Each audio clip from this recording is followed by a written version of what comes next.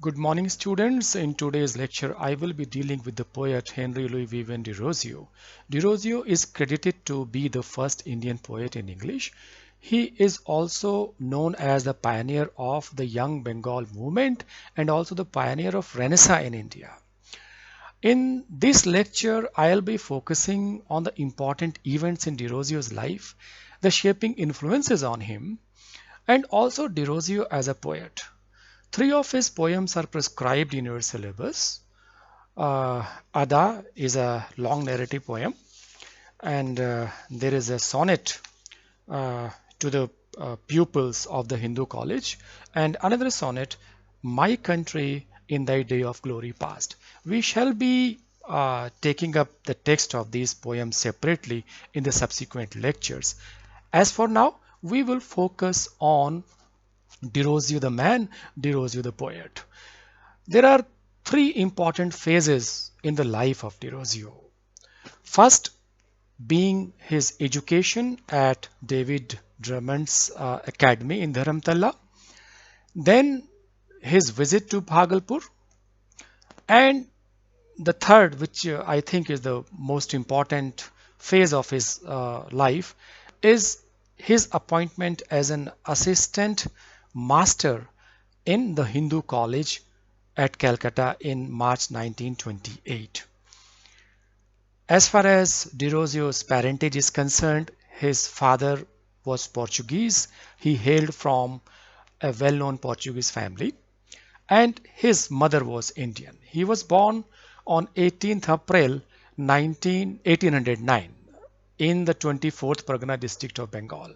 His father's name was Derozio, and he occupied a highly respectable position in the mercantile house of Messrs. J. Scott and Company. And his father was a man of resources. He could provide the best of education to his children. And for education, Derozio was sent to Drummond's Academy. This academy was run by an educator whose name was David Drummond, and this academy was situated in Dharamtala. So when he was 8 years of age, he was sent to this academy. At this academy, uh, Derozio was under the great influence of his educator. David Drummond was a Scotchman, he was a scholar, a gentleman, equally versed and well read in the classics, mathematics, and metaphysics. As a teacher, he laid more emphasis on learning the power of free thinking, the thought of the general writers of the great writers of the antiquity, and not so much on the grammatical niceties and distinctions of verbal criticism. And this culture and power of independent thought was instilled in Derozio in an unusual degree under the tutelage of Drummond, who himself was a notorious freethinker. And uh, Drummond himself was inspired by David Hume, the philosopher, and also the poet Robert Burns. Both of them were from Scotland.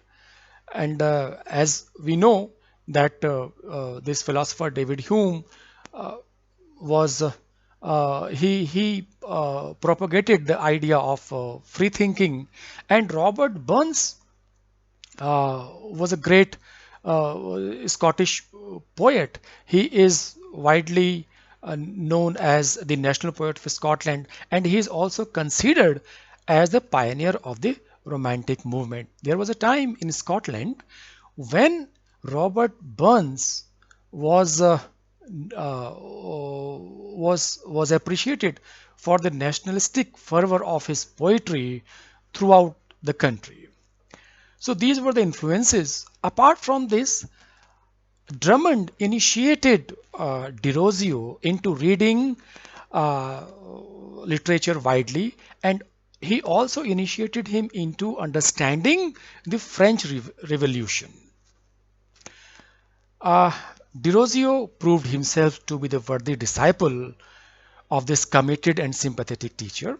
He emerged as a star pupil of Drummond's Academy, and people say that there was no poet or dramatic writer or thinker of English lineage with whose works Derozio was not familiar. And when we use this word familiar, it means that he knew all of them, all these works really well, not in the way our examination driven students do these days. If they compare themselves with Derozio, they will simply be envious of the capacity of Derozio as a student. So he was well versed in poetry, in drama, and also in the philosophical works of the writers. Apart from reading, Derozio also had interest in cricket, swimming, and other sports, and amateur theatricals. In fact, he wrote prologues for the theatricals in which he participated in his school before the age of 14. Derozio's school education ended at the age of 14. But there was great mutual admiration between David Drummond and his student Derozio. They admired, they loved each other like anything.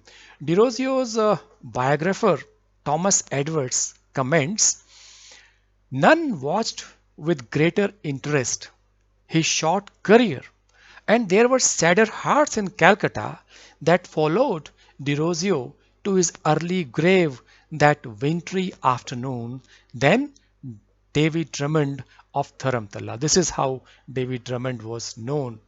David Drummond of Dharamtala. No one was sadder than his teacher, David Drummond, when Derozio died on that wintry afternoon. We all know that that Derozio lived only for 22 years. He died pretty early in his life. And this passion for teaching which Derozio imbibed from his teacher, rather we should say teacher, philosopher and guide, it would be later manifested in his exceptional bonding with his pupils at Hindoo College. After having completed his education at Drummond's Academy, uh, Derozio joined the same firm where his father had once held a very high position, but he worked there as a clerk. He did not like the job of the clerk. He felt pretty claustrophobic, and within 2 years, he left the job. He then moved to a place with which all of you would be familiar now. That place was Bhagalpur. He went to Bhagalpur to work in an indigo plantation with his uncle, Mr. Johnson. Mr. Johnson was a kind-hearted man, and he provided great hospitality to this young boy. His Bhagalpur stay is important in the sense because during this period he wrote uh, poetry, he wrote poems, and one of his ambitious poems, the Fakeer of Jungheera, was composed during his stay in Bhagalpur. Derozio was kind of captivated by the scenic beauty along the banks of the Ganges and the natural surroundings, the sounds, the scenes, and the fragrances. He also loved the people around, the girls moving in colorful dresses. So all this had a great influence, a great creative influence on Derozio. He himself says, it struck me as a place where achievements in love and war might well take, and the double character I had heard of the fakir, together with some acquaintance with the scenery, induced me to form a tale upon both these circumstances.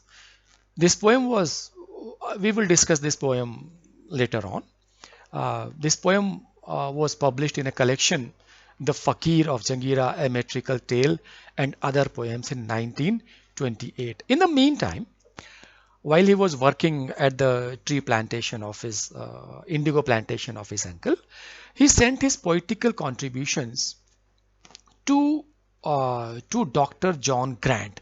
Dr. John Grant at that point of time was the editor of the India Gazette. Dr. Grant read the poems and he was quite appreciative of his poetry contribution. He encouraged him, and this encouraged brought Derozio to Calcutta. He published, he got his poems published, and then there was no looking back for him. His career got the most needed break at this point of time, and the publication of his poems made him famous in quick time. He now became the assistant editor of the same Indian Gazette where Dr. John Grant was the editor. He also assumed the position of the editor of Calcutta Literary Magazine, and he started contributing to the magazines like Calcutta Magazine, the Indian Magazine, the Bengal Annual, the Kaleidoscope. Here we should also remember that Dr. Grant was a man of varied taste. He was a widely read man, could speak on any issue for hours. And Derozio, while working as an assistant editor, got the opportunity to have long discussions with Dr. Grant. And this, in a way, groomed Derozio's personality. And of course, there was great bonding between the two, Dr. Grant and Derozio. Again, the biographer of Derozio, Edward Thomas, comments, he says, he stands for Dr. Grant, the editor. He rocked the cradle of his genius. His genius means Derozio's genius, and followed his hearse. Look at the irony. Because Derozio died early, he rocked the cradle of his genius and followed his hearse. So such was the relationship between the two, and it speaks volumes of the goodness of heart which both of them possessed. Now comes the third important phase of his life. Having come to Calcutta, having joined as an assistant editor, he now joins the famous Hindoo College. He joined this college in March 1928 as an assistant master in the senior department of the Hindoo College. He was a highly popular and respected teacher there among his pupils, and he taught English history and literature to the second and third classes. Well, there were several factors which account for the admiration and love Derozio won from his pupils. His way of teaching, for example, he encouraged more and more questioning, and this led to free discussions in the classroom. And he inculcated this habit of free inquiry. The force of his individuality. He was a committed teacher. He was full of values. He had his own integrity, and he was an uncompromising man. People say about him, he was a non-conformist. He was a radical. Then his winning manners. He himself was pretty young at that point of time, because of which he could place himself in close sympathy with his pupil. He could win their confidence, and the students found it easier to identify with him, not only as a teacher but also as a friend. His wide knowledge of books, his open, generous and chivalrous nature, his humor and playfulness, his fearless love of truth, and he hated all that was unmanly and mean. That was the force of his individuality. His ardent love of India and his social intercourse with his people. He would listen to the problems of his pupils beyond the classroom, and he won their confidence, and they would confide, his pupils would confide into their teacher.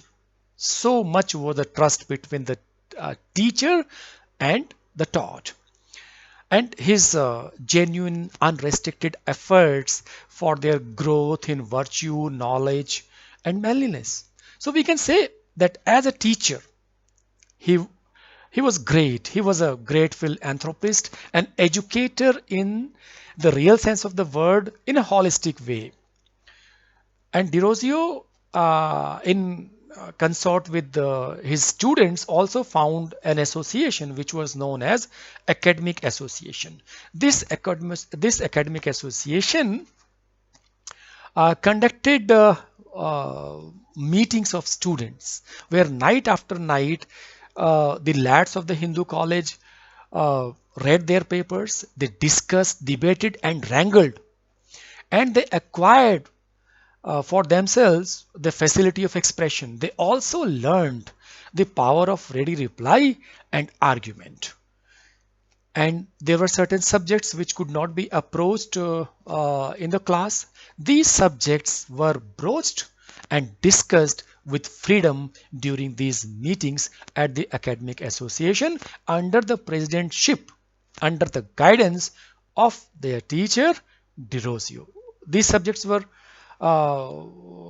philosophical, religious, social. For example, free will, fate, faith, the sacredness of truth, the high duty of achieving, cultivating virtue, the meanness of vice, the hollowness of idolatry. Then you can say arguments for and against the existence of deity. So these, the shams of priesthood, these were the subjects which stirred, sorry, the core of the minds of these young, fearless but hopeful Hindu lads, Hindu youths of Calcutta. Tom Paine's Age of Reason and David Hume's works formed their readings. So such was the academic flavor of this academic discussion. Hindu college boys had adopted two precepts. The first was, he who will not reason is a bigot. He who cannot reason is a fool, and he who does not reason is a slave. This was the first precept. And the second precept was, cast off your prejudices and be free in your thoughts and action. Break down everything old and rear in its stead what is new.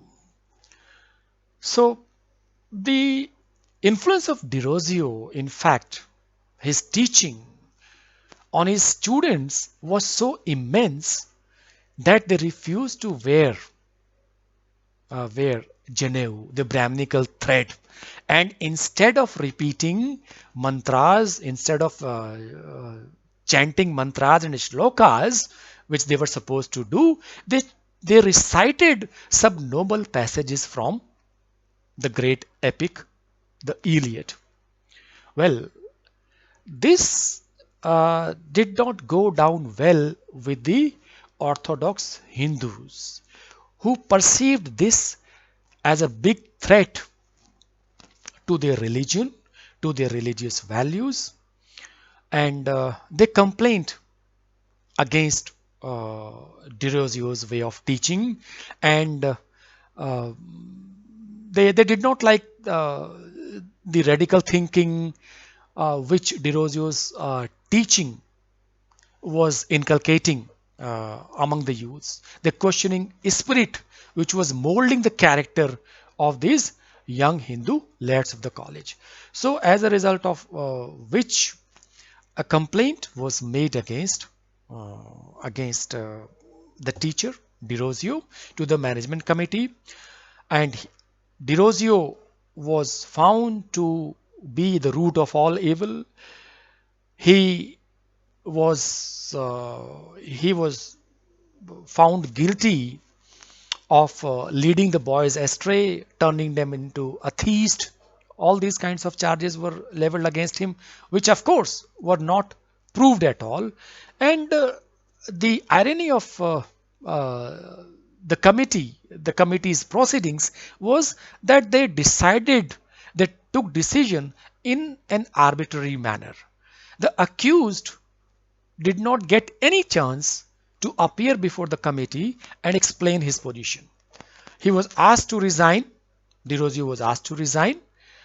Uh, yes, of course, Derozio resigned on 26 April 1831. But before resigning, he wrote letters to the management committee and exposed their unfairness and the injustice that was meted out to Derozio during this entire episode.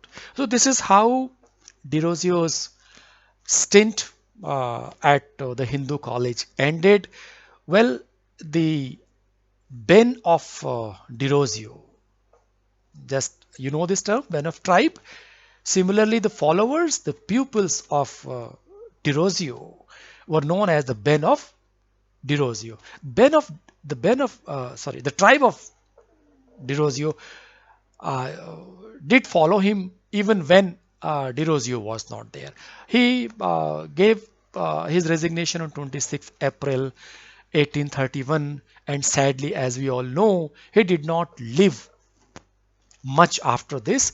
He died in December 1831. So this is how his association of 3 years with Hindu College ended. Now let's discuss Derozio's poetry, his poetic output. Derozio has written long poems, he has written ballads, he has written sonnets. But Derozio is best known for his short poems because his poetic skills are better manifested in his short poems. His sonnets like The Harp of India, My Country, In Thy Day of Glory Past. He has written a sonnet sequence of 5 sonnets, sonnet sequence addressed to night. This is how he describes night in one of those sonnets. For loneliness and thought, this is the hour. Thoughts come on thought, awakened by night. Then Derozio is known as the pioneer nationalist poet of India. His sonnets like The Harp of India, My Country in Thy Day of Glory Past, both these sonnets we will be discussing in the subsequent lectures. Another one, Golden Vase, they are full of patriotic fervor. In fact, in Golden Vase, the note of patriotism becomes a little overpowering. Then Derozio, as a poet, was immensely inspired by the romantic poets of England like Byron, Keats, and Moore. These were the poets who had lot of influence on Derozio, and almost all his poems are written in the romantic vein. He has written uh, he has written a poem on death, which is quite typical of the romantic poets, and where he calls death his best friend. He also wrote. He was a witty man, and he wrote a small poem in which is addressed to his sister. The name of the poem is Don Euanix, and in this poem he calls he discusses the gossiping properties of tea. Whosoever drinks tea uh, develops gossiping properties, and as a result of which tea becomes a scandal broth. And in another poem, he extols the ennobling quality of tea. He says a talker becomes a conversationalist as soon as he holds a cup of tea in his hand.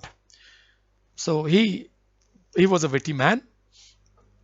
He has written a ballad on the abolition of sati, and this critics believe remains one of his best ballad. This poem was written when the practice of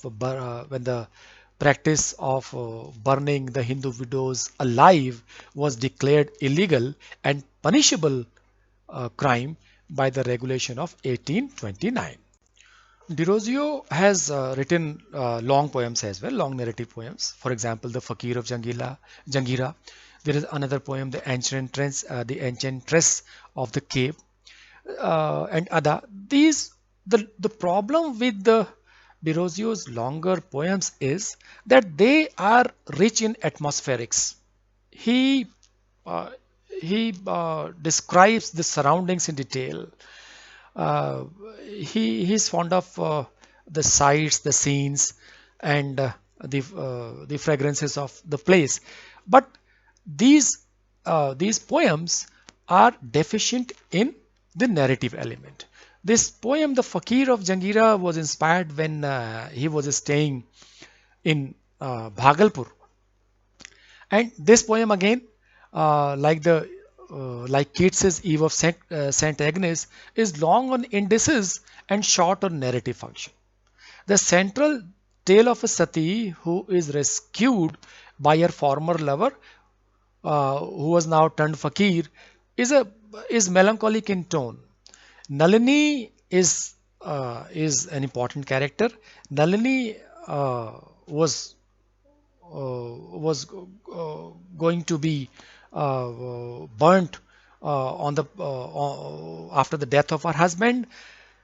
This fakir of Jangira, who who at one point of time was Nalini's lover, he goes and rescues Nalini.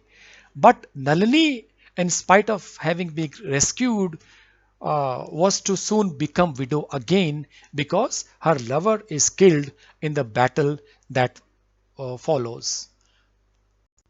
I have a personal anecdote about this poem, The Fakir of Jangira, how I accidentally got associated with the backdrop of this poem, uh, The Fakir of Jangira. Jangira actually is a small place in Sultanganj on the banks of the river Ganges. Actually, about a couple of months back, I had gone to Sultanganj, where on the banks of the river Ganges, the cremation of an elderly lady whom I treated like a grandmother was to take place. The cremation got over by 12 in the night, and as was customary, we all proceeded to take a bath after the cremation was over. It was a moonlit night, and even in this somber mood, I could not help admiring the resplendent moonbeams, which were uh, which were making the entire place beautiful.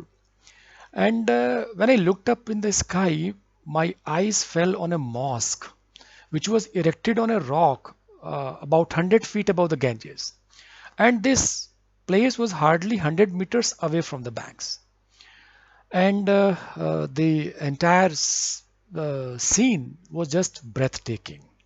I was I was just carried away by the magnificence of that mosque, which had a lot of green vegetation around, and it was just amazing. I At that point of time, I did not know the significance of that place. When I returned and during the preparation of this lecture, I found out from Derozio's biography, which has been written by Thomas Edwards, that it is the same rock of Jangira, which is the backdrop of this poem, The Fakir of Jangira. And it gives me immense satisfaction. Now, there are other poems as well. Look at these poems: The Poet's Grave, Poet's Habitation, New Atlantis, Address to the Greeks, Hymn to the Sun, to the Moon, to the Rising Moon, Poetic Haunts. The very title of these poems suggest that they are all imbued with the romantic spirit. Address to the Greeks. You must remember John Keats. Uh, John Keats was greatly influenced by the Greek architecture, and he was one of the critics commented that Keats was a Greek because of the excessive Greek elements in his poetry. So overall, He is a poet in the Romantic tradition. Uh, he is better known for his short poems. In his long poems, the narrative element is always missing or deficient. And one of the criticisms of Derozio's poetry is that his poetry is derivative. He lacks originality. Well, when he started writing poems, he was not in a position to sustain himself as a poet on his own. So he modeled most of his poems on the romantic poets of England because they were in vogue, they were in fashion, and it was important for for the poet, for Derozio, not only to get published but also to assure the sales of his uh, poems. So this is an estimate of Derozio as a poet. He also wrote a critique of an essay by Kant, the philosopher, the German philosopher, and it has been commented by the critics that he raised some valid questions in that criticism of Kant's philosophy. So I try to introduce Derozio to all of you. I'm sure when we take up the text of his poems in the next classes, you would be able to better understand uh, his poetry because you have got fairly good idea about the poet in this discussion. I'll see you in the next class. Thank you. Thank you very much.